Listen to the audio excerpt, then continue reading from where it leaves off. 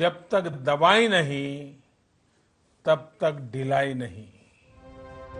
इस हिदायत के साथ ही पीएम मोदी ने साफ कर दिया कि कोरोना की महामारी को फिलहाल रोकने का एक ही तरीका है और वो है इससे बचाव के उपायों को सख्ती से अपनाना। जब तक वैक्सीन नहीं बन जाती तब तक लापरवाही की गुंजाइश नहीं है। जब तक इस महामारी की वैक्सीन नहीं आ जाती, हमें कोरोना से अपनी लड़ाई को रत्ती भर भी कमजोर नहीं पड़ने देना है। इस चेतावनी के साथ ही पीएम मोदी ने अपने बयान से उम्मीद भी जगाई।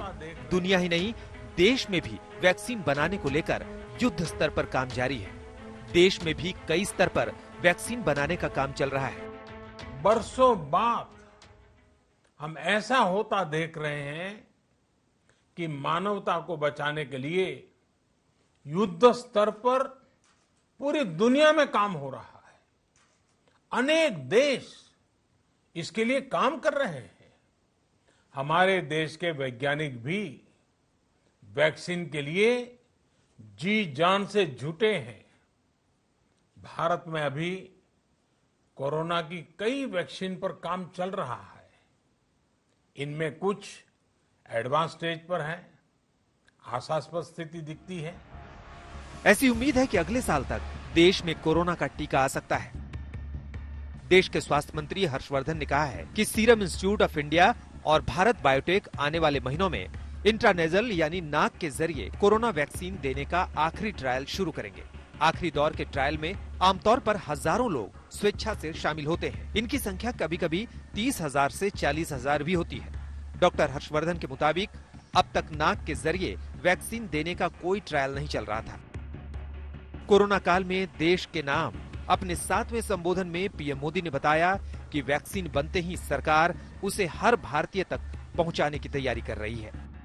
साथियों, कोरोना की वैक्सीन जब भी आएगी वो जल्द से जल्द प्रत्येक भारतीय तक कैसे पहुंचे, इसके लिए भी सरकार की तैयारी जारी है।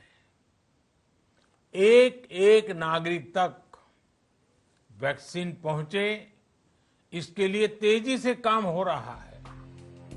स्वदेशी वैक्सीन में वक्त लग सकता है। उससे पहले रूस की कोरोना वैक्सीन स्पुतनिक 5 आ सकती है। भारत में रूसी कोरोना वैक्सीन के क्लिनिकल ट्रायल को भी मंजूरी दे दी गई है। भारतीय दवा महानियंत्रक ने कोरोना वायरस के खिलाफ रूस की वैक्सीन स्पुतनिक 5 के दूसरे और तीसरे चरण के क्लिनिकल ट्रायल के लिए मंजूरी दे दी है। हैदराबाद की डॉक्टर रेड्डीज लेबोरेटरीज यानी डीआरएल और रूस की कंपनी आरडीआईएफ के बीच भारत में ट्रायल और वितरण को लेकर करार हुआ है। ऐसा ही करार मैनकाइंड फार्मा ने भी किया है। लेकिन वैक्सीन को लोगों तक पहुंचाने के काम पर सरकार का नियंत्रण होगा। पीएम मोदी ने कहा कि भारत वैक्सीन डिलीवरी सिस्टम की पूरी व्यवस्था बनाने में जुटा है। इसके लिए खास कमेटी बनी है। भारत के अलावा दुनिया भर में बनने वाली वैक्सीन पर इस कमेटी की नजर है। इस बीच ये देखना भी दिलचस्प है कि कोरोना वैक्सीन की रेस में कौन आगे है। ऑक्सफर्ड एस्ट्राजेनेका की वैक्सीन पर दुनिया भर की नजरें टिकी हैं। बहुत सारे देशों ने उसकी डोज रिजर्व कराने में दिलचस्पी दिखाई है। अमेरिका की मॉडर्ना अपनी वैक्सीन का फेज 3 का ट्रायल कर रही है। ये mRNA तकनीक पर आधारित है और सेफ पाई गई है। ऐसे में ये भी प्रमुख दावेदार है। कोरोना वैक्सीन की तलाश में 22 अक्टूबर की तारीख बेहद अहम है। इस दिन दुनिया की बड़ी बड़ी फार्मा कंपनियां कोरोना वैक्सीन का सेफ्टी डेटा जारी करेंगी। यानी ये पता चलेगा कि कौन सी वैक्सीन कोरोना से बचाने में कितनी कारगर है। आज तक ब्यूरो।